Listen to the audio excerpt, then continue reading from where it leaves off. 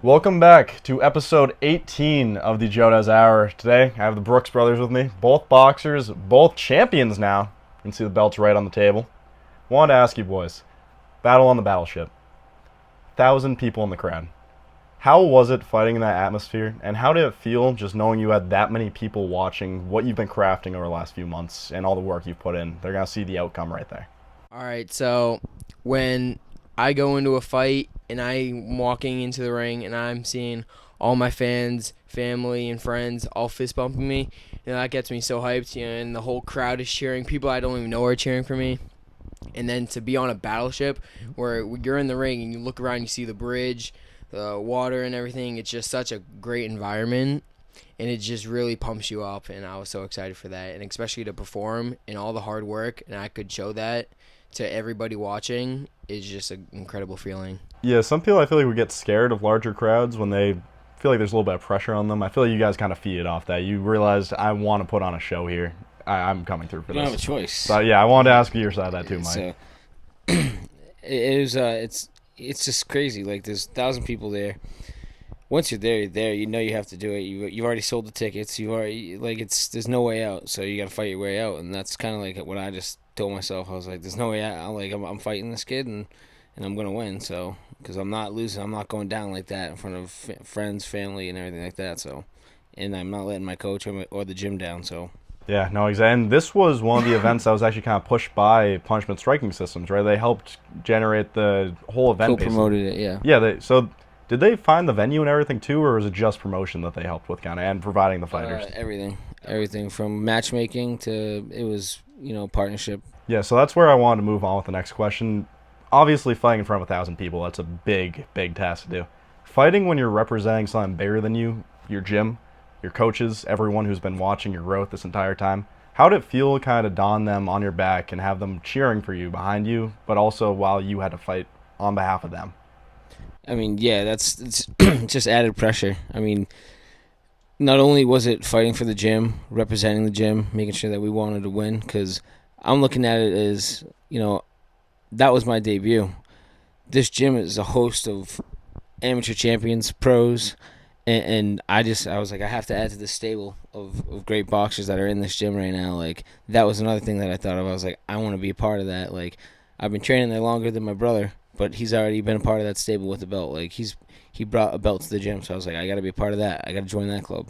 Yeah, because you always hear the stories about the legends throughout boxing at the gym, but you want to be one of those legends. I wanted to be one of the guys at the gym with a picture on the wall. They all got pictures on the wall, everything. Dang, I wanted to be one of those guys. Already have a good start with the belt. One match, one win, right? Yep. Yeah, pretty impressive so far. So, Joey, what about you for that side? Yeah, I was thinking about it this way. Like, my opponent, he was from Connecticut, and I'm from Mass. I was thinking about, like, state rivalries. I'm putting the whole Massachusetts on my back, and we're going to win this fight. And also, I was doing it for everybody who believed in me. McGregor has a quote, being lazy is disrespecting everybody who believes in you. So everybody who keeps texting me, good luck, all trying to buy the fights, trying to buy the tickets, trying to watch it, and for me to just sit back and not even perform or not even train days before, that would just be disrespecting them. So I'm glad that I put in the work and I put in the effort and I performed to the best that I could. Yeah, to feed off that too is like, I also fought a kid from out of state. I fought a guy from Maine, and I was like, and our coaches and a lot of the fighters are from Fall River, like the Swansea Fall River area, and I was like, I'm not letting this kid go back to Maine with a belt. And then secondly, like, to feed off what he said about the McGregor quote is like, you're just disrespecting everyone who supports you if you don't work hard. I had to cut 30 pounds. Like, that was part of me cutting that weight over the month and a half that I had cut 30 pounds. I was like, if I don't, then everyone who bought tickets from me, and I sold all my preferred seated tickets that I was handed. I was like, I have a lot of people coming. Like, that's disrespecting the coach, the fighters, and everyone who wanted to come see me. I don't even fight because I miss weight. So that was extra motivation to, lose that weight and just keep working. Yeah, I feel like when people don't actually put all the work in and they have the supporters watching, they can tell. They know they don't put in the work. Because people have seen people at their best. They know what you guys are both capable of. They watch the fights. I'll show a little bit of clips throughout this.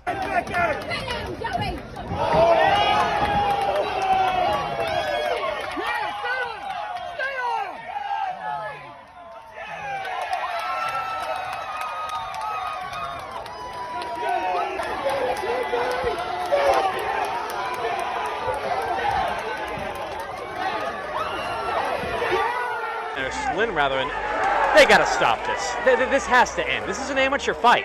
Just stop the fight, dude. This has to end. Stop the fight! Thank you. Dear God. They see what you're capable of, just pure mayhem against another opponent. If you came out there, you're throwing slight jabs, trying to duck way too much or something, they're going to know what's going on. So I asked Joey last podcast about his cutting journey.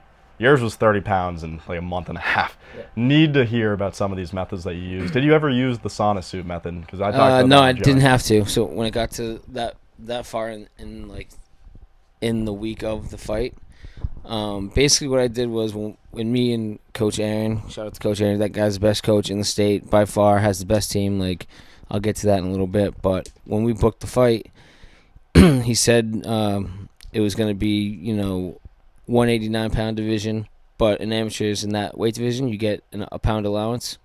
So I had to be 203, nothing higher. We knew I could. I was like, all right, I can do it. That's 30 pounds. It got to the point where I think Coach was kind of freaking out a little bit. But he knew, like, he's one of the biggest supporters of all of us. He doesn't just do it to make money off people or a lot of gyms who just want to make money. That's not what he does. He does it because he truly cares about people. And he wouldn't have never done it if he didn't think I can do it. He doesn't book fights if he doesn't think you can do them. So basically, I just started. I cut out carbs completely, like no bread, potatoes, and I'm an Irish guy. I love potatoes, and that was killing. Like no French fries. So I just cut out every single carb that I was intaking, and then I would eat from noon to 8 p.m. Nothing after 8 p.m., which was tough because I work overnights. So when I am working at the prison, 3 days a week, I'm overnight, and I'm just sitting there, just chugging water. And eventually it just started melting off once I did like that intermittent fasting kind of thing. And then it got to the week of the fight where I was like right on point, like a pound or two to go, and we went to the gym that Thursday before because I was off, and I ran a couple miles, sat in the sauna, but I had a sweatshirt, and that was all I needed really. But the day before the fight, 24 hours, nothing. I didn't have anything to drink or nothing. Yeah, it's just full dehydration at that point. Trying to get right down. Were you about to say something, Joey? I didn't want to cut you off there. Yeah, and the day of the fight, how we were in the tub, we did it was brutal. What was that? Yeah, I did an Epsom salt bath. Yeah. So did that, and then we headed to the fight, and I was ready. But I needed to drink something so bad. It was so long. I hadn't had a drink or anything to eat, and the weigh-ins were delayed too. So it was just crazy. I was waiting for a long time, but then, it all worked out. Yeah, I feel like when you're dehydrated like that you're thinking, I want to get this done as quick as possible. Yeah, that was all I was thinking about. Yeah, when it gets delayed, that's even worse. That's one of the worst things being a fighter is waiting for the weigh-ins.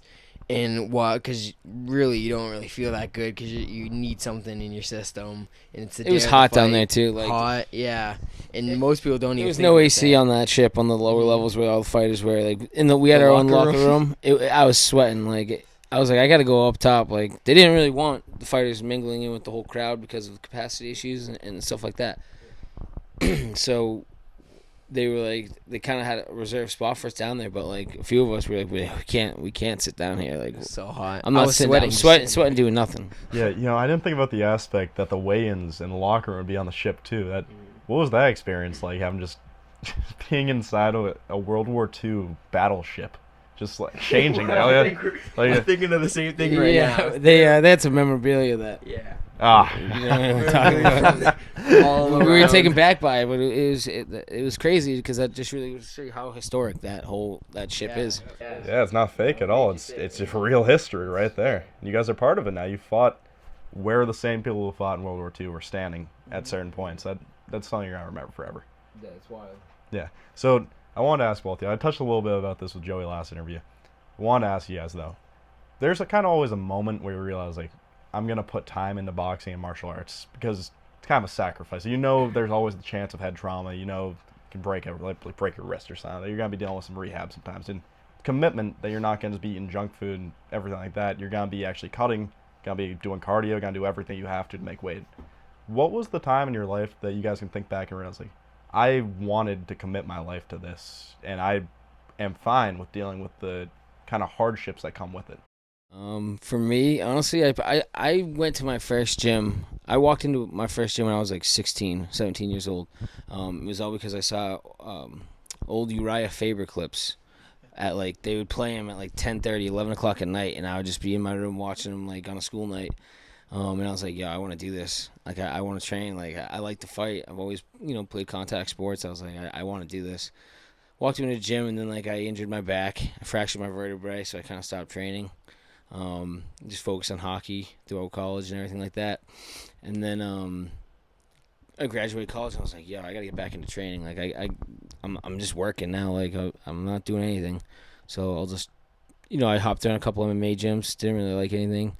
Went to a boxing gym down the street from here. And the kid, shout out Mike Casado. He's actually a trainer over at Elite Boxing down the street. He's actually he works there. He trains full time out of Punishment. Great, like good amateur fighter. He's one of the best in the gym right now.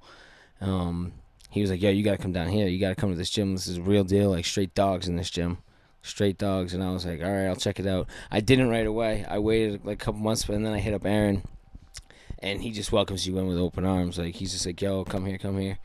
And then you go there and you train, you're like, holy shit, these guys are straight dogs. Like, I take them in a fight any day, like, walking down the street. Like, it's a dangerous group of people in that gym. Yeah, and I imagine you guys are like a family now with those people. Absolutely. I do anything for those kids. It's like, it's crazy. I'm kind of like one of the big brothers of the gym. I'm 30 years old, so, Aaron's close to my age, too, but a lot of the amateur kids are young. Like, they're all young amateur champions. Like, they're going to be professionals. They're going to have great records. They're going to have great careers. But they're all, like, 18, 19, 20. Like, so it's good. Like, I look to them like I, look at any of them. Like, I'll be as your big brother, Throughout the interview, you kind of discussed the impact the different trainers have had in your life. That one obviously started the whole journey about getting into the punishment striking system gym. And then you were talking about the one who would only put you in a fight that you knew you could actually have a chance in. Would you say that having that positive experience with the trainers you have had has kind of made you want to take on a mentorship role? Because you were mentioning the big brother role. Do you think that impacted it a little bit? Having those people be there in your life, show you positive sides of it, and realize I can do this for other people too? Yeah, well, like all those other gyms, I never got that. So like I never thought I was actually going to fight. I just thought I was going to train, maybe get a fight, but I never really thought it was like a real thing. Until I went to Punishment, and Aaron was like, yeah, like, you're definitely going to get a fight. We're going to get you a fight. And then this thing came up, and he was like, yeah, you're on it, and you're going to win. So he knew right away. Like I said, he doesn't do anything if he doesn't think you're ready to do it. No, it's awesome that he has that much faith in you guys, because I feel like if you're not going to walk, or if you're going to walk in the ring, and your coach doesn't have confidence in you, or your trainer doesn't have confidence in you, you're not going to have confidence in yourself. That's not going to work. A lot of gyms are, with no disrespect to any other gyms, it's sometimes gyms are, you're a small fish in a big pond. They only care about a few fighters. Some coaches just want the money for the PT sessions to hold mitts, and they'll take the money, and then they don't really give a shit. That Aaron cares, and all the guys care about each other. Like we do 10 rounds with each other every fight team. But then right after, like, we'd still do anything for each other. That's the most important thing right there. And I think we've all talked about it too. Like, that's why the gym is so successful right now, is just because everyone's just so close, knowing that, like, when we go out there, everyone's watching. Like, we're all watching each other. Yeah, when there's just negativity and stuff like that taking over a gym, that's not going to breed a good environment for fighters. That's going to lead to just people being competitive against each other, not wanting the positive side of competition, but only the negative side, where it's they want to bring you down instead of bring you up and then compete against you and prove that they're better still. Even when you're at that level, it's more knocking you down so that they're better than you now. But in your guys' case, you can see how excited you guys get talking about fighting. You can see the whole training experience. You lost 30 pounds in a month and a half. Yeah. You guys think you could do that without a coach who was so supportive of you? Absolutely not. There's no way. Like that's not how it works. And there's no way. And I think any fighter in the gym, if you talk to any of the fighters from the gym, like, I just couldn't do it without Aaron. They wouldn't be where they are, yeah. No. I also want to say the vibe in a gym creates such impact on the way you train, and Aaron creates such a great vibe. Like, I haven't laughed harder than I did at this gym, because it is just such a great gym, great vibe. You train when you need to train, you work hard, but you have a great time doing it. You know, it's such a great environment, especially with him there. He's so funny there, but we get the work done. We get the hours in, and it's just a great time, especially after training. We sweating going home. You feel a lot better about yourself, and you want to go back to the gym the next day. After, so like, you know, a normal fight team, the whole team will run outside, you know, 2-3 miles, something like that, and then we'll have a little bit of class, partner up, do mitt work, and then we'll just round robin rounds for like 10 rounds, and then we're there for like a half hour, 45 minutes, just chilling, just hanging out after, just talking, you know, like no one really wants to go home, so that's the vibe that's in that gym, and that's, you know, that just is why everything's so successful right now. It's just because you want to be at the gym. How many times do you wake up and you're like, I don't really want to work out right now. I don't want to go. I don't want to go do it. But like, you want to go to the gym, and I think that's important. Yeah, the vibe there, it sounds like, really does give you guys a lot more motivation than if it was just a very different place. Like, because who really likes working out? Like, when you think about it, it does. You feel great after, right? But like, how many days do you go and you're just like, I don't want to be here. I don't want to be here, and then it screws over your workout. You don't get a good you don't get a good lift in or anything like that. Like, if you're not if you're not in it, you're not gonna get a good workout. So, having the atmosphere of like people want to go, people want to show up because you're going with your friends, it's huge.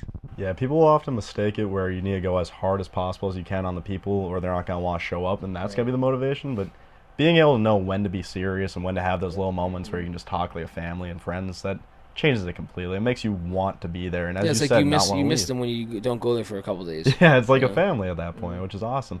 One thing I want to ask you guys too, since you guys are both brothers, both the same gym, probably a lot more bonding time than you got at any period in your life, honestly. Definitely, yeah. I was actually saying that to my parents the other day. Like, this past year, I think we've hung out way more than like we ever have in a period of our life, because it's such a big age difference that we're off doing different things. I'm working, or I was at school when he was young, so now it's just like we have a half hour, 40 minutes to the gym, and we're just like talking, shooting the shit the whole time. Oh, that's so awesome. I was wondering from both you guys' sides about just how that really brought you closer. That's really cool to see that's a reality and not just something that I'm kind of imagining from that. We were talking about it last night, how years ago we always said like if we could fight and win belts together, like, and this was years ago before we even knew Coach Aaron or anyone like that. Before I even before the was gym. training and stuff. Yeah. We We talked just, like, about winning belts. watching UFC being idiots, and we were like, oh, imagine if we won belts on the same night. Dang, you guys spoke into existence True, at that point. That's awesome, yeah.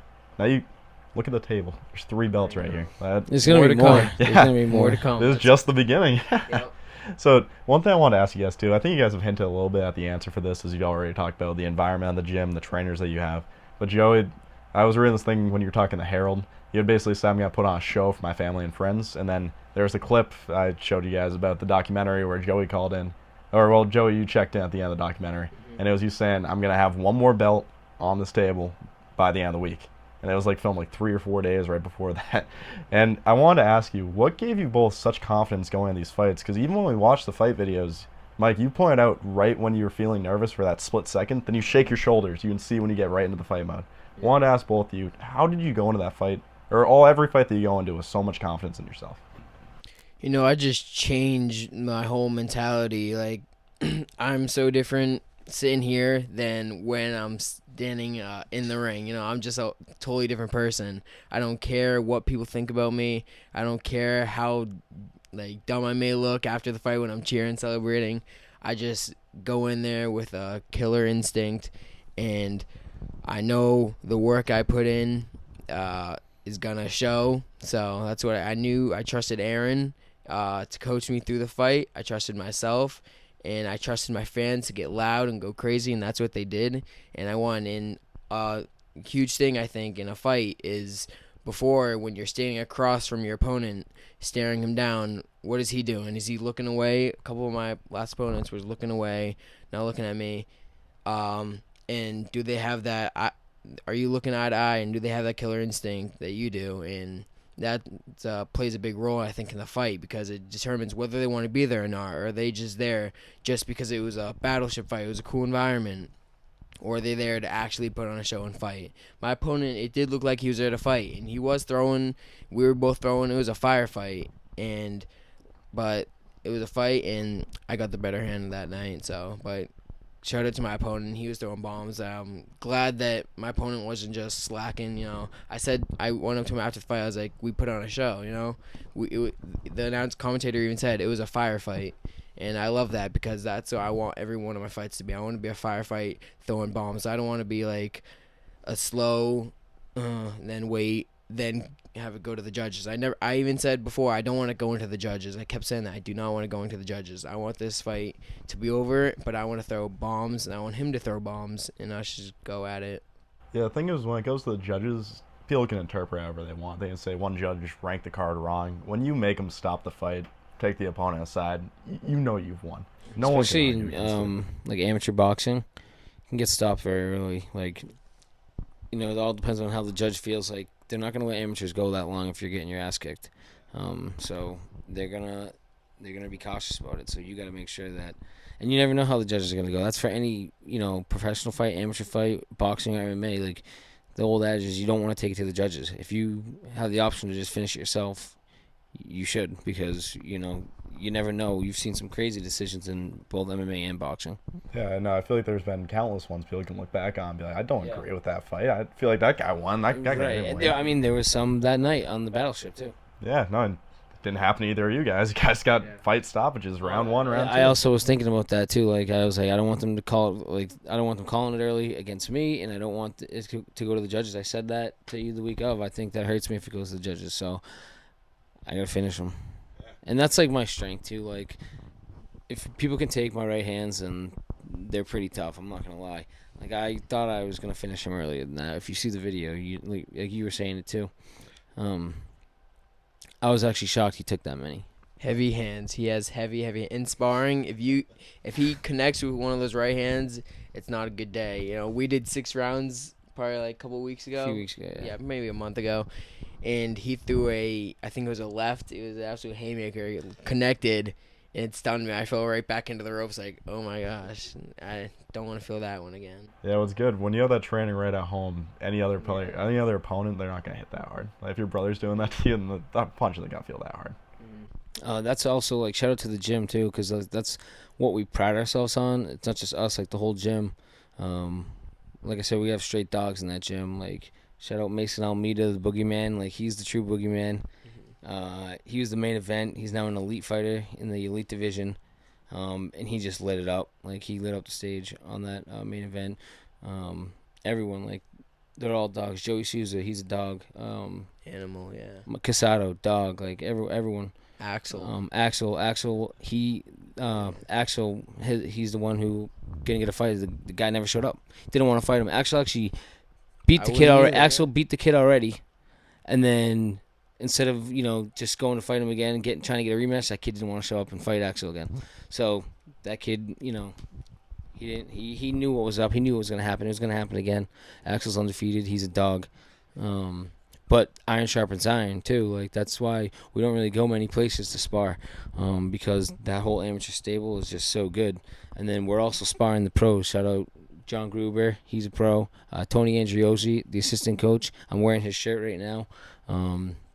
That guy, he's like a brother to me too. He's a brother to all of us. He's a great pro. He'll be fighting for belts very soon, and he's gonna take it big. Tony Andriozzi, he's gonna be on the big pro circuit. Big things for him coming up soon. So really, yeah, look out for him. Okay, yeah, well, watch out for that. Wow, and that's who we're sparring. Yeah. Like, that's who I'm sparring, and like, I may not be the best in the gym, but like, I'm confident because I know what I take in those rounds. Like, I get my ass kicked in those rounds against those dudes. Like, but I know that anyone I fight is not going to be like that. And I was saying that, like, building up to it, I was like, there's no way this kid's going to be like John Gruber, like Tony, like Mason, like Joey, like Axel, like all those dudes. Like, they're not going to be like that.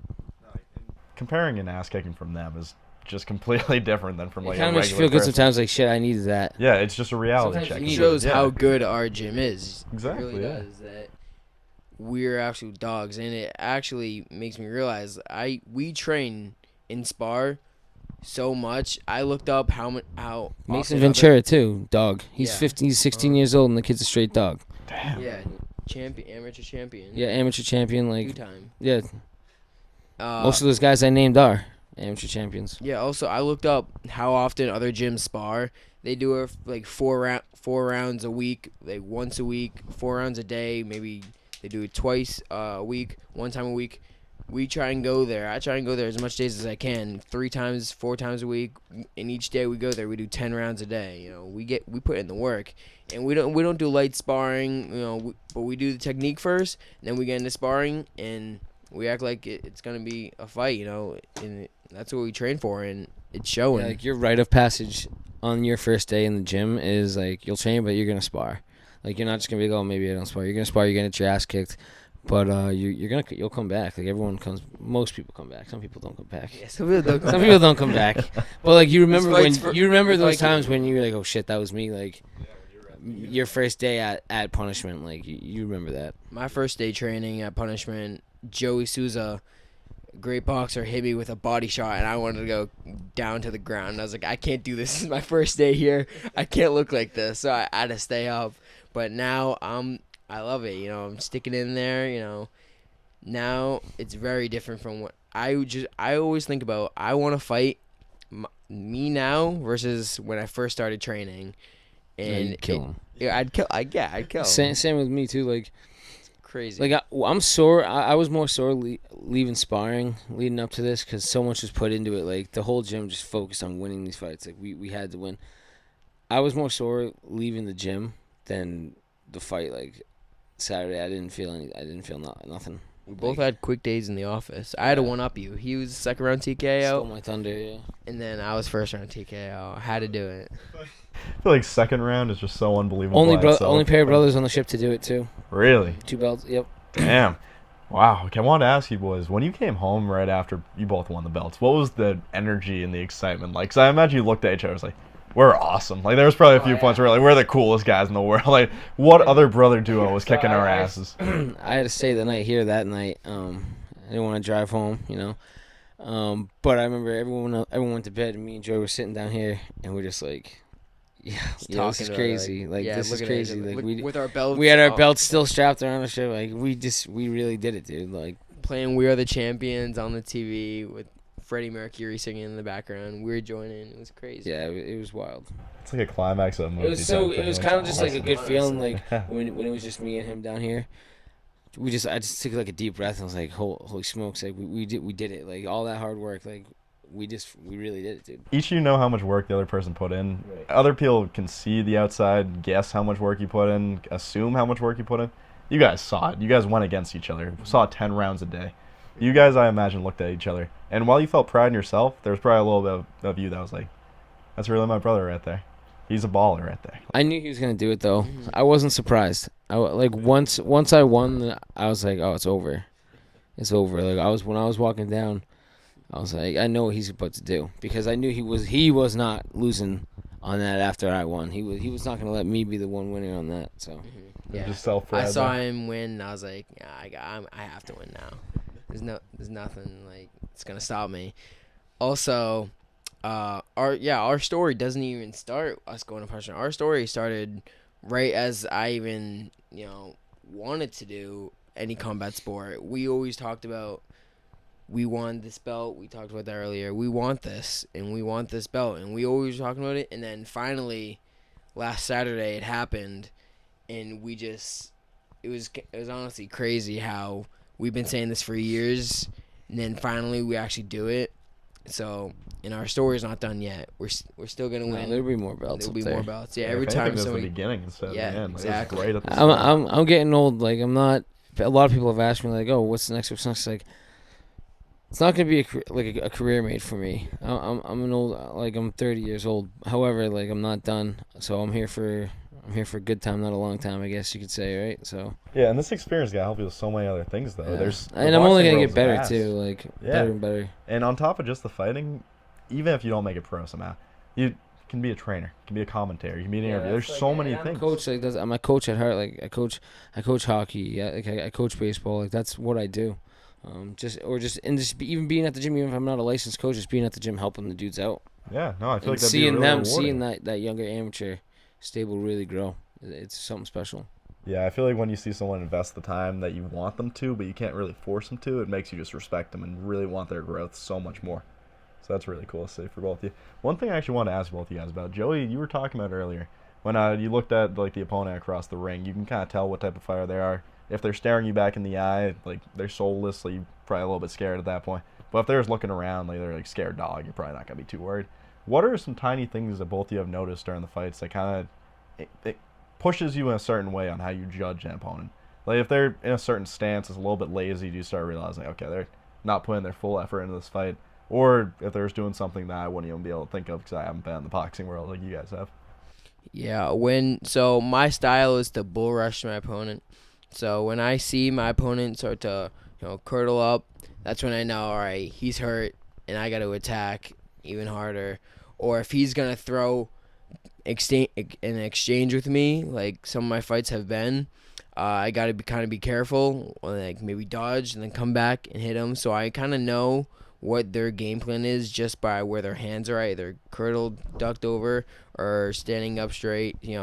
My opponent last fight, at first he was just throwing bombs, so I was like, all right, I'll do that too. And I saw his body, was hitting him at the body, and then they broke us up, and I was thinking about it the whole week. I'm gonna hit him with a cross with my right hand, because if I see it open.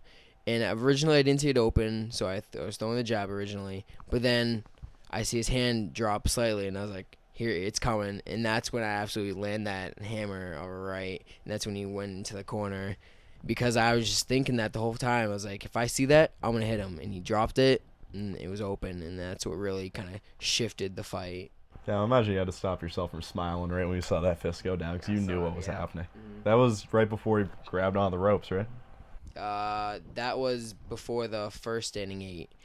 And then after, and I was like, I'll try that again. And that's when I threw an overhand right, and then that's what ended the fight. Okay, yeah, because that's one shocking thing to see. When a guy can't even hold up his body weight anymore, that's how you know it's defeated. Like, you won that For me, fight. it was the sound. Really? Sound, yeah. Like, sound of a few things, though. Like, it was, one, the sound of the crowd, like, when I was hitting. Like, I could hear everyone in the crowd screaming for each one. The sound of my gloves, like I could feel it. Like I knew I was hitting him. And then the sounds he was making too. Like I hit him in the body a few times, and I could just hear it. And I know my body shots hurt. And I could hear him a couple times like wince. And I was like, okay, if I hit him in the head, like it's gonna be open. And then I could see it. Like when it was getting closer to the end, I was like, 1 or 2 more, and this is over. And then it was like 1 or 2 more, and it was done. I knew. I wasn't expecting the sound, to be honest, Mike. That's what shocked me for a second. But no, when you mentioned the fact that I the hear everything. That was crazy because a lot of people say they can't hear things. I heard everything in the crowd. I heard my Really? dad. Yeah, that's why I heard my dad screaming. Because one time in the 3rd round, it was the night before I went on your podcast the first time. Yeah, won the that first fight, 3rd round. I threw a punch. It was 3rd round, so I'm like, oh, so tired. And then I see him like curdle up, and I didn't throw. I hear my dad scream at the top of his lungs, "Get after him!" No, I got scared. Like I was like, "Oh my gosh!" Like, Yeah, when you hear our dad or Coach Aaron yell, Yeah. it's legit. even if you have a Yeah, good it's round, weird. they're still screaming, like, and that's good. You want that. Yeah, they want the best You for don't you wanna guys. give up, Exactly. So do you think you kind of hyper-focus a little bit when you get in that mindset where it's like random small things that you hear, like you guys mentioned the crowd and all that, or is it kind of you choose what you hear? Like you can block out emotions, stuff like that, while you focus more on the wincing and the crowd? For me, like when it comes to the focus of it, I was more focusing on like hearing it, and then I was like, okay, I need to finish this out. This is so close to ending. Like I'm right there. So I guess, yeah, you're kind of focused on the job at that point, but then you block it out. You're like, now you're just focusing on doing what you know you need to do to finish the fight. I was telling Coach Aaron today, I was like, there was one point where I was like, I am not doing anything that we trained to do. Like, I knew I wasn't. And I was like, he's going to be pissed in between rounds because, and he was like telling me combos, and I was like, I'm not even throwing them because I know if I just keep hitting with my right hand, I'm going to finish him soon. So I was like, I'm just going to keep throwing my right hand because I know that it's like almost like I found a quick path to victory, and I took it because I knew I was going to finish him sooner or later with the right hand. So I was like, I'm just gonna keep throwing it. I'm just gonna keep throwing it, and eventually Yeah. he's gonna drop. A fight is so much different from what you think is gonna happen. Yeah, Like, everyone you has a don't plan know. until you get punched in the face. You don't know what's gonna happen. I didn't think my opponent was gonna go crazy and throw a ton of punches at me too. So the only thing I could see was that if he's not and he's chilling and his hands down, I'm gonna throw that right, and that's what I did. But you really do not. You gotta know what be to you gotta be expect. open for like everything. Like, Yeah, and when I it's was very sitting there at technical, work, very technical. When I was sitting there at work the whole night before, I was like, all right, what am I gonna do if he does this? What am I gonna do if he comes out like this? And I was like, is he gonna come out like Joey Brooks? Is he gonna come out like Joey Souza? Or trying to think of other styles or people that I aspire. He's coming out like actually, because everyone's so different in the gym. That's like, God, if he came out like any of those kids, I definitely would have lost. But I was like, if he comes out, what styles is he gonna come out with, and what am I gonna do if he does certain things? For us, it was just a slugfest. So I was like, all right, I can handle this. This is a dogfight. I can handle a slugfest. I'm not going down. So. No, it's smart to think of the other avenues that he could have gone, though. If he was going to do a different technique, you were But it thinking messes you up already. in the head, too. Which is another That's point. fair. You don't want to overthink it either. Like, Mhm. I feel like thinking about that the day before and having a plan is good. But like I said, everyone has a plan until you get punched in the face. And then that all goes out the window because now you're thinking, all right, it's fight or flight. Like, I'm about to get embarrassed in front of people or I'm going to win. So what are you going to do? Yeah, what I'm realizing, there's a Kobe Bryant quote where it's nervousness is a lack of preparation. Yep. And I feel like for what happens with you guys is you just fall back on your training. Like, you don't even have to It's think funny you about say it. that because like as it got closer to the fight is the less nervous I got. Exactly. All day at work, all night at work, I was like, I really wish I wasn't at work right now. I wanted to be like mentally prepping, getting my mind right, but I was nervous at work. And then like as it got over to like the morning hours, I was sitting there getting ready to go home and get sleep because I slept that morning. Like I slept from 7:30 when I got home from work to about 11, and that was the only sleep I got Saturday. And then like when I was driving home from work, I was like, I'm good to go. Like I'm ready. Like I'm not nervous. I'm really not nervous. I'm ready to fight. I was even different the day of. You thought I was gonna be like, Yeah. you thought I was gonna be an asshole to everyone, and I was calm. Yeah, I also wanted to follow up on what he said about earlier, but you don't know what to expect, and a lot of people don't really think about it. This is amateur fighting. Not a lot of these people have, videos of fights and stuff, and if you don't have a fight or whatever, you're 0-0, or some amateurs just don't have videos of it. You don't know what's coming. It's not like professional boxing. You can just look it up who you're fighting, and they're all the way down there. You don't know what. And if their they do, style it's is. not a lot. Maybe you might be able to see them fight one time, two times, Yeah. but it's like, are they that? How are they now? Every fight's different, right? Yeah, so amateur boxing, you fights- can be this fights one are day matchups. and amazing the next day. It's crazy.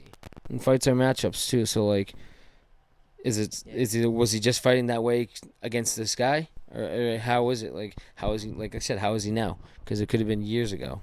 Yeah, 'cause you don't know if he committed to that style or if he's changed it up. Exactly. You That's don't know very if he fair. switched gyms. You really don't know much about any of them until like there are some amateurs that we do know about. We know a few others, but those are the ones that you know. Yeah, it's like few and far between, I feel like, at that point. One thing that kind of was making me laugh earlier, I was imagining, Joey, when you were going at that guy and he was going at you and you both started just throwing all the punches, I'm imagining that both of them thought in their minds, like, okay, this guy's going to try guarding himself. I'm just going to go everything at this. And then you both end up just slugging at each other. Yeah. Then you won the fight and it worked out perfect. The thing is, I think I had more technical game plan, and I think that's what won me the fight, because people, when they see my fight, they don't think about everything that's going on in my brain. They just think I'm just throwing my hands He's out. a more but- skilled boxer than he was. Moving his head a lot more. I had more skills. I saw it where his hands were.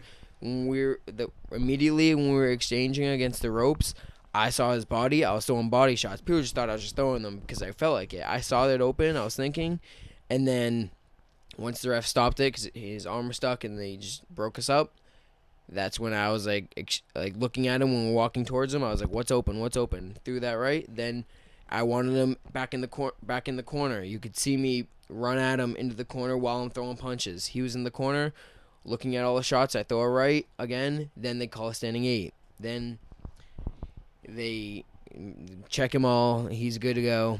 I see it again. I throw another right. I look. I see his hand drop. I throw an overhand, and that's what ended the fight. So every single punch I throw, it comes. I'm just thinking about it. I'm not just throwing to throw. There's a reason behind punches. Yeah, everything you don't want to throw to throw.